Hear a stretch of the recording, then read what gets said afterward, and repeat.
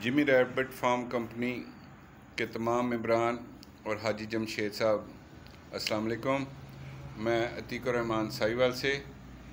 ये हाजी साहब, मैंने आपसे ट्रायल सेट लिया था। गर्मियों का सीज़न चूँकि गुज़र है और अभी टेम्परेचर काफ़ी बेहतर हो गया है और माशाल्लाह मेरी दोनों फीमेल्स क्रॉस हो चुकी हैं, तो इंशाल्लाह ताला बच्चे भी आना शुरू हो जाएंगे।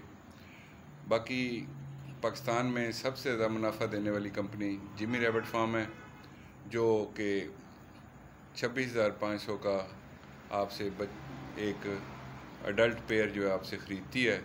और पाकिस्तान में कोई भी कंपनी ऐसी नहीं है जो इस रेट पे आपसे खरगोश ख़रीदे। तो